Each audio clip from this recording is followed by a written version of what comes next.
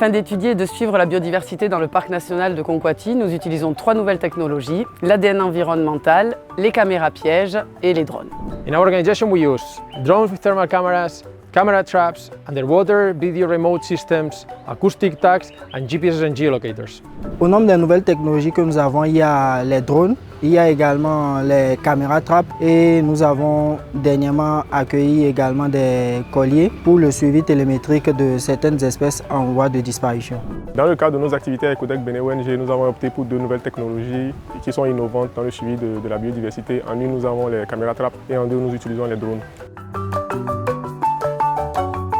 Nous utilisons ces nouvelles technologies afin d'être moins invasifs et de ne pas perturber le milieu que nous cherchons à étudier. Parce que ce soit les caméras pièges qui sont juste positionnées un jour ou l'ADN environnemental qui nécessite juste de prélever de l'eau dans le milieu, ces techniques en fait ne perturbent pas les animaux et donc nous permettent d'avoir une image plus fiable de ce qui se passe dans le milieu sauvage.